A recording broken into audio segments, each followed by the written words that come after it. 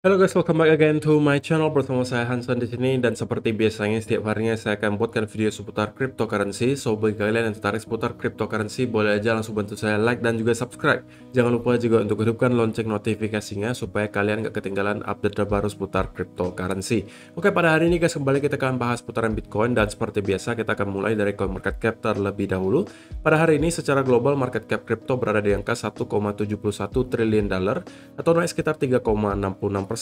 Nah, Bitcoin sendiri berada di angka 37.800-an, Ethereum 2.617, BNB 372, XRP 0,71, Cardano 0,89, Solana 86 dolar, Terra Luna 55 dolar, dan Avalanche ada di urutan ke-10 dengan harga 75,38 dolar.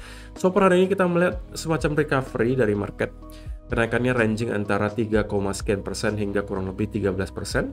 Top performer hari ini adalah Terra Luna dengan kenaikan 13,82% ke 55,47 dolar.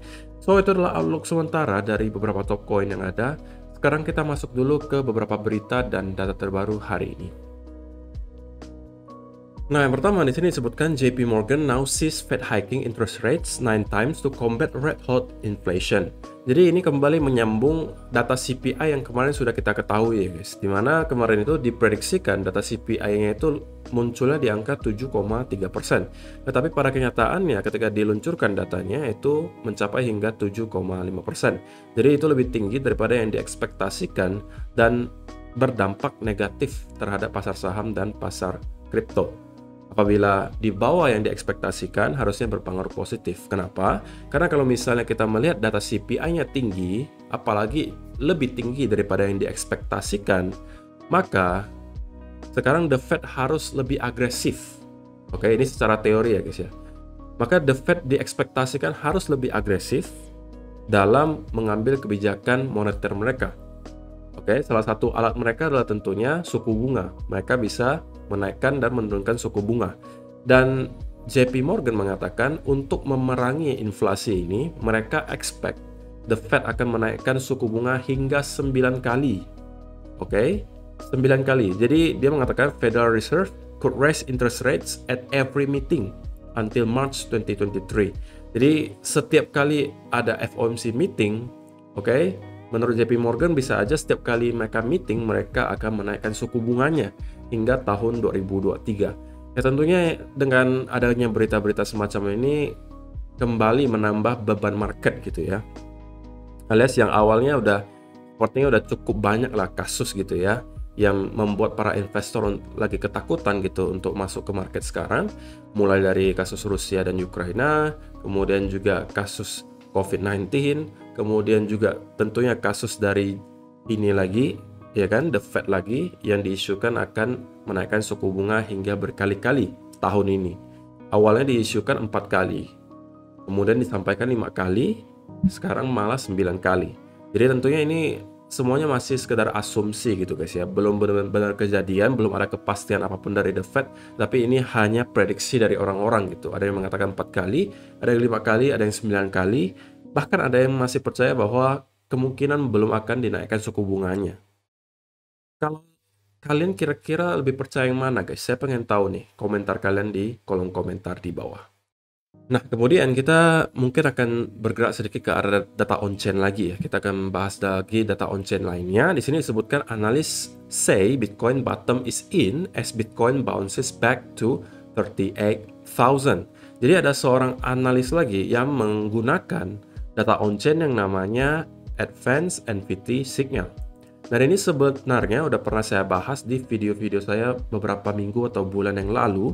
Dan kalau misalnya kalian perhatikan secara historis, memang indikator atau data on-chain ini termasuk cukup akurat gitu ya. Ini simpelnya gitu guys, itu bentukannya seperti Bollinger Band. Nah, NVT signalnya itu yang garisnya warna biru ini ya guys ya. Dan kenapa saya sebut mirip seperti Bollinger Band? Karena memang bentuknya mirip. Kalau misalnya perhatikan, ini juga ada batas atas dan batas bawahnya. Batas atasnya dipakaikan warna merah, batas bawahnya ini warna hijau. Jadi yang biru ini adalah grafiknya di sini ya.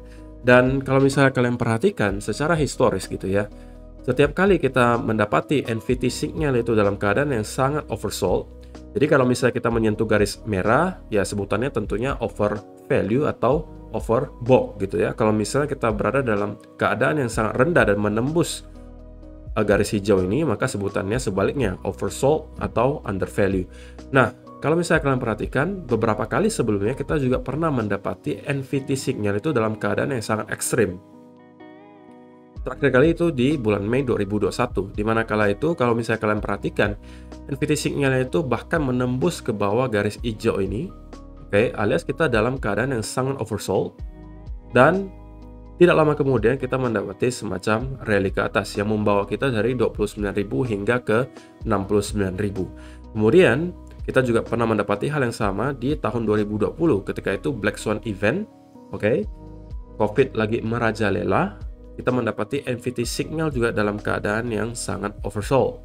Oke, kemudian kita mendapati juga rally ke atas tidak lama kemudian. Hal yang sama juga terjadi 2019, 2018, kita pernah beberapa kali mendapati NVT signal ini dalam keadaan yang sangat ekstrim dan menembus ke bawah gitu ya. Sebaliknya kalau kita menyentuh garis atasnya juga, itu berarti kita udah dalam keadaan yang sangat overbought dan biasanya tidak lama kemudian kita akan mendapati koreksi gitu ya. Dan untuk sekarang kita mendapati NVT signal itu dalam keadaan yang oversold, bahkan menembus lagi garis hijau di sini. Oke, tidak untuk mengatakan bahwa wah habis ini kita pasti akan reversal, bukan seperti itu guys. Tetapi saya pengen mengatakan bahwa ada data yang menunjukkan bahwa sekarang ini kita dalam keadaan yang oversold, dan biasanya tidak lama kemudian ketika kita mendapati data seperti ini dalam keadaan yang sangat oversold, kita biasanya akan mendapatkan semacam rally, walaupun tidak harus reversal ya guys. Karena kalau misalnya kalian perhatikan, di sini juga pernah terjadi di awal bull market 2018 gitu ya, dimana ketika itu kita mendapati drop yang cukup dalam di sini, kemudian kita mendapati NVT signal dalam keadaan yang sangat oversold, dan kita mendapati ada semacam rally di sini. Walaupun mungkin kalau misalnya kalian lihat di sini tidak terlalu signifikan rally-nya, tapi kalau misalnya kita cek, bisa jadi pergerakan di sini itu kenaikan sebesar 40 bahkan 50% ke atas. Oke, sebelum pada akhirnya kita kembali down. Nah, ini yang pengen saya katakan gitu guys. Walaupun kita tidak mendapatkan reversal, tapi bisa jadi kita akan mendapatkan semacam bull trap atau dead cat bounce. Yang kalau misalnya kalian lihat sekarang, itu sebenarnya kita dalam proses gitu untuk membuat hal tersebut. Bisa jadi reversal, bisa jadi hanya sebuah bull trap gitu. Dan kalau misalnya kalian perhatikan, beberapa kali sebelumnya juga di mana kita mendapati NVT signal yang terlihat sangat oversold, pada saat itu juga pastinya banyak sekali investor-investor itu ketakutan untuk masuk ke market. Tidak terkecuali sekarang gitu. Karena kan sekarang banyak sekali argumen-argumen mengatakan kalau ditunjukkan data seperti ini, lalu disampaikan argumen dari mereka, tapi kok kali ini situasinya berbeda kok. Situasinya beda pokoknya dengan situasi sebelumnya, karena sekarang kita berhadapan dengan potensial perang dunia ketiga. Kemudian potensial kenaikan suku bunga dari The Fed. Kemudian potensial lagi COVID-19 merajalela lagi. Gitu kan? Jadi itu yang membuat mereka merasa bahwa market akan terus-menerus turun gitu. Dan saya juga pengen sampaikan bahwa bukan tidak mungkin hal tersebut bisa terjadi, alias bisa aja kita terus-menerus mendapati penurunan, tapi kalian juga tidak boleh buta gitu ya, bahwa ada beberapa data yang menunjukkan bahwa kita sekarang itu dalam keadaan yang sangat undervalue gitu. Beberapa data on-chain sudah menunjukkan bahwa kita sekarang dalam keadaan yang cukup undervalue, yang biasanya secara historis itu menunjukkan local bottom, dan biasanya kita akan mendapatkan rally dari sana. Oke. Dan apakah menurut kalian ketika terjadi Black Swan event di sini, investor itu tidak ketakutan untuk masuk ke market? Saya rasa hal yang sama juga terjadi kok di sini. Ketika kita mendapati Black Swan event, kemudian harganya drop parah, pada saat itu pasti sentimennya juga sangat negatif, dan pasti juga banyak orang mengatakan bahwa nggak mungkin kita akan mendapatkan reversal dari sini. Kamu nggak ngelihat dropnya udah setajam itu. Kita pasti akan masuk lagi ke bear market yang lebih dalam. Mungkin bisa menyentuh ke 10.000 atau bahkan mungkin ke 5.000 dolar pada saat itu. Oke. Hal yang sama juga terjadi di bulan Mei 2021 kemarin. Ketika kita sudah drop dari 64.000 hingga kurang lebih 30.000. Tapi pada saat itu masih banyak sekali orang mengatakan nggak mungkin kita akan mendapatkan rally dari sini. Kita akan terus-menerus down. Kenapa? Karena ada GBTC unlock. Oke, itu yang akan membuat Bitcoin drop ke 25.000, 20.000 atau bahkan 15.000. Tapi pada kenyataannya tidak terjadi juga. Nah, sekarang hal yang sama juga terjadi, di mana kita sudah drop dari 69.000 hingga kurang lebih 33.000. Dan masih ada orang-orang mengatakan bahwa kita tidak mungkin mendapati rally dari sini. Kita hanya akan terus mendapati down movement atau penurunan terus-menerus. Oke? Dan saya respect dengan orang-orang tersebut selama mereka mempunyai argumen yang jelas gitu. Cuma saya pengen pesen saja gitu. Kalau misalnya kalian menyusun sebuah planning, jangan hanya ke satu arah gitu. Kalau misalnya ternyata analisa kalian salah dan ternyata kita memang flip dari sini ke atas, apa yang harus kalian lakukan gitu? Karena secara historis, saat-saat seperti inilah, oke, yang dicari-cari oleh para investor jangka panjang. Ketika orang-orang lagi pada ketakutan, ketar-ketir, nggak berani masuk ke market, pada saat itulah mereka mengambil kesempatan, oke, dan masuk dengan harga yang murah. Karena kalau tidak, kapan mereka dapat harga murahnya? Para pemain besar tentunya pengennya harganya murah dong. Caranya untuk mendapatkan harga murah itu gimana? Ya, untuk menurunkan harganya. Nah, cara untuk menurunkan harga seperti apa? Ya, sebar FUD gitu, apapun lah yang bisa membuat orang panik dan jualan. Kalau tidak seperti itu, ya nggak bakalan turun harganya. Ya kan? Makanya terus dikasih FUD dari mana-mana. Yang awalnya dari COVID-19 gitu kan, kemudian GBTC unlock, kemudian China ban Bitcoin, pokoknya dan lain sebagainya, apapun caranya supaya bisa dapatnya harganya lebih murah. Oke? Dan tentunya saya pengen mengatakan juga ke kalian bahwa saya tidak mengatakan bahwa kita pasti akan mendapatkan reversal dari sini. Tetapi yang sekali lagi pengen saya pesan adalah kalian harus tetap siap dengan senario yang bisa terjadi, segala senario yang bisa terjadi. Karena kita memang tidak pernah bisa menebak masa depan itu seperti apa, tapi kita bisa merencanakan apa yang harus kita lakukan jika senario A atau B yang terjadi. Oke? Nah, jadi kalau misalnya kita mendapati bounce dari sini, maka apa yang harus kalian lakukan? Kalau misalnya kita terus drop dari sini, kira-kira apa yang harus kalian lakukan? Itu udah sering saya pesan, dan mudah-mudahan itu bisa kalian terapkan, gitu ya. Oke, next. Sebelum kita lanjutkan, saya pengen kasih tahu ke kalian dulu bahwa kemungkinan sebagian besar dari kalian yang pengguna Bybit itu belum tahu bahwa sekarang kita udah ada fitur P2P. Alias kalau misalnya kalian pengguna Binance harusnya udah tahu ya, di mana fitur P2P itu menyediakan kalian tempat untuk jual beli USDT atau koin-koin lainnya, dan kalian bisa transfer langsung dari bank kalian. Jadi kalau misalnya kalian lihat di sini, yang disediakan di Bybit sekarang baru USDT ya. Jadi kalian kalau misalnya mau beli USDT atau mau menjual USDT kalian, itu tidak perlu lagi di withdraw ke exchange lain, baru harus dijual lagi gitu. Nah, sekarang kalian udah dikasih fitur P2P, jadi kalian bisa jualan langsung ke para penjual dan pembeli di sini. Jadi ini adalah tentunya fitur yang ditunggu-tunggu oleh para pengguna Bybit, dan sekarang kalian udah mendapatkan fitur tersebut. Jadi jangan sampai lupa untuk kalian coba. Karena kenapa? Kalau misalnya kalian coba-coba untuk mengikuti P2P-nya, kalian tuh berkesempatan untuk mendapatkan hadiah hingga 100.000 USDT. Kalau dirupiahkan ya kurang lebih 1,4 miliar rupiah gitu ya. Dan caranya seperti apa? Kalian bisa cek saja di sini. Kalau misalnya kalian sign up gitu ya, kalian akan bisa mendapatkan kesempatan untuk share sebuah pool senilai 10.000 USDT. So untuk kalian-kalian yang belum mempunyai akun Bybit, silakan kalian langsung saja sign up atau daftar dengan link yang sudah saya sediakan di kolom description di bawah. Karena kalau misalnya kalian daftar dengan link tersebut, selain kalian berkesempatan untuk mengikuti event ini, kalian juga akan mendapatkan berbagai trading bonus tambahan. Kemudian juga kalian akan bisa mengikuti ini, kalian bisa buy 88 USDT, kemudian dapat 8 USDT secara free. Kemudian kalau misalnya kalian mengikuti fitur atau menggunakan fitur peer-to-peer ini untuk membeli lebih dari atau sama dengan 100 USDT, kalian juga akan berkesempatan untuk share sebuah pool yang isinya 20.000 USDT. Dan kalau misalnya kalian sering memakai peer-to-peer-nya dan kalian sering membeli di fitur peer-to-peer Bybit ini, kalian juga berkesempatan untuk memenangkan bagian dari hadiah sebuah pool 15.000 USDT. Dan kalau misalnya kalian pengen jadi merchant-nya atau pengen jadi penjual USDT di sini juga bisa, kalian tinggal mendaftar di sini. Oke, jadi ini adalah fitur yang cukup menarik dan memang ini sepertinya ditunggu ya oleh para pengguna Bybit dan sekarang udah dikasih. Jadi kalau misalnya kalian belum sempat untuk mendaftar hanya karena takut susah withdrawnya, kali ini udah nggak perlu takut lagi. Ini udah disediakan fitur peer-to-peer-nya.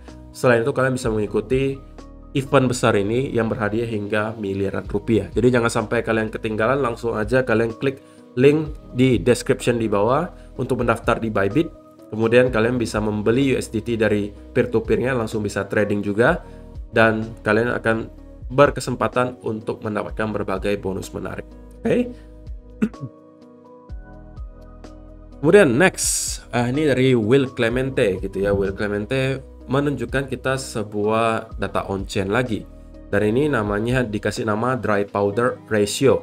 Ini membandingkan antara jumlah stablecoin yang berada di exchange relatif ke market cap Bitcoin.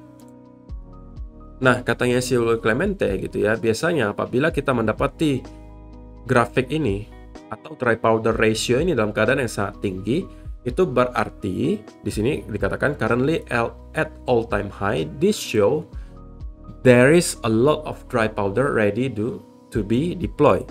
Alias sudah banyak sekali stablecoin yang tersedia di exchange yang sudah siap untuk di deploy atau dibelikan lah koin gitu. Jadi tentunya ini bisa menjadi sebuah berita positif gitu ya. Tetapi yang menurut saya lebih penting adalah tentunya sekarang sentimennya terlebih dahulu guys. Kita melihat dari segi data on-chain semuanya dalam keadaan positif. Oke, dari segi supply itu semuanya positif.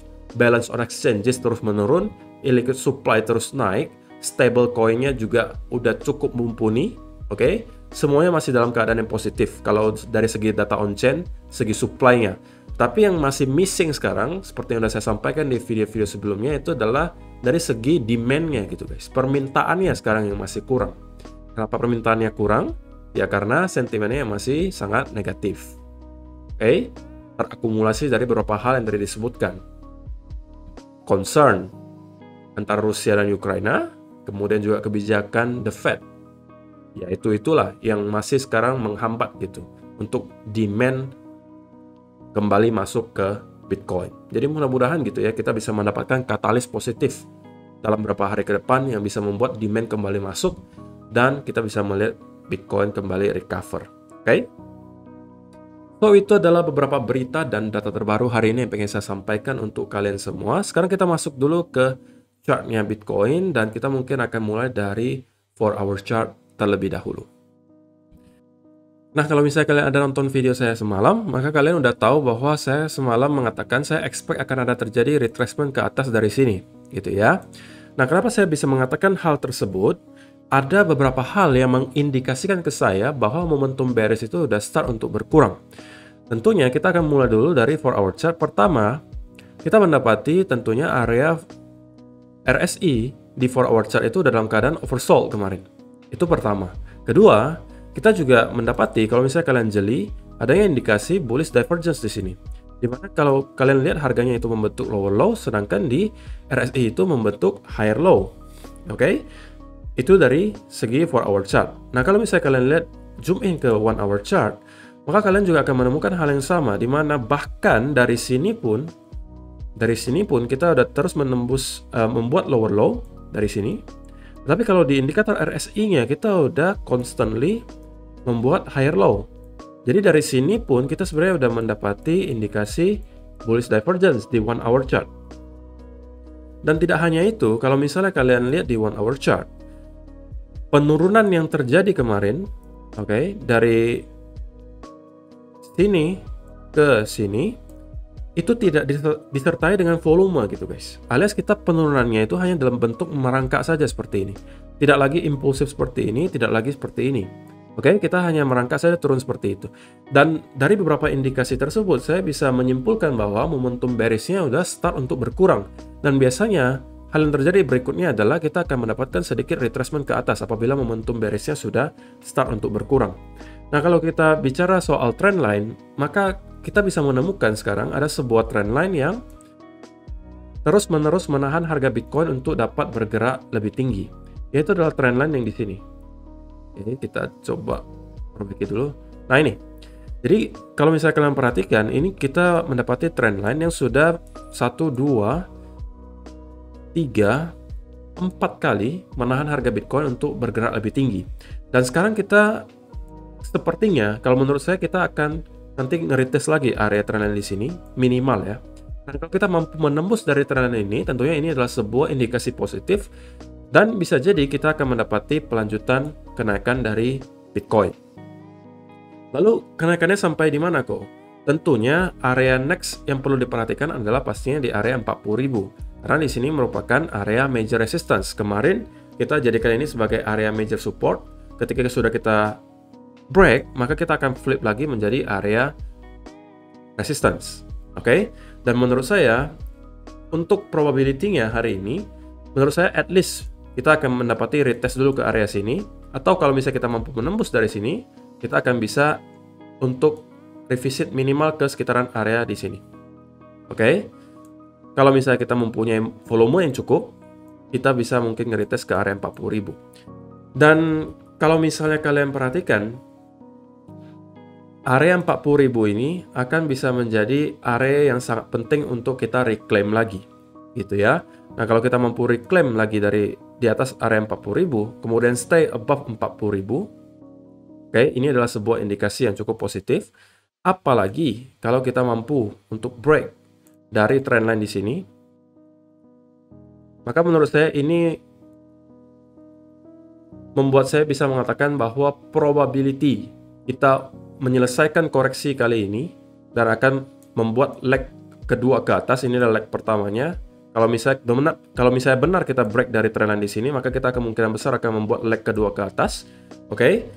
Jadi itu adalah beberapa indikasi yang akan saya pantau apabila terjadi. Apabila kita mampu reclaim lagi area 40.000 gitu ya. Tetapi kalau misalnya tidak dan kita berkutat di sekitaran trendline di sini, alias kita tidak mampu break dari trendline ini, maka kita masih juga berkesempatan untuk mendapatkan drop. Oke, dan next area major support tentunya akan berada di sekitaran area 34.500 di sini. Dan ini juga bertepatan sebenarnya kalau misalnya kalian tarik trendline di sini. Oke, kita bisa menemukan ada sebuah pattern namanya descending broadening wedge yang lower trendline-nya juga sekarang bertepatan dengan area next major support kita di sini. Oke, jadi ini tetap aja bisa menjadi sebuah pattern yang valid. Dan secara teori harusnya descending broadening wedge ini adalah pattern bullish, tetapi dengan catatan kalau kita breakout-nya ke arah atas. Tapi kalau kita breakdown ke arah bawah tentunya ini tidak lagi valid. Sorry ya.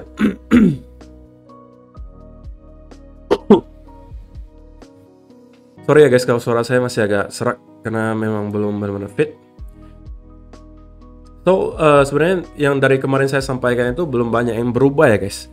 Bahwa selama kita masih tidak mampu reclaim area 40.000, saya masih akan tetap biasnya sedikit ke arah bearish gitu ya. Tapi kalau kita sudah mampu claim lagi di atas 40.000, oke, kemudian membuat beberapa hal yang tadi saya sebutkan. Oke, kita break di atas 40.000, consolidate, kemudian kita kembali break juga dari trendline di sini. Maka saya bisa mengatakan saya mungkin akan flip ke arah bullish dan kita kemungkinan besar akan mendapati leg kedua ke atas. Tapi sebelum semua itu terjadi, mungkin saya biasnya akan sedikit lebih ke arah bearish gitu ya. So itu aja sih untuk hari ini guys. Terima kasih yang sudah menonton sampai selesai. Semoga bermanfaat video hari ini. Dan kita akan bertemu lagi di video yang berikutnya.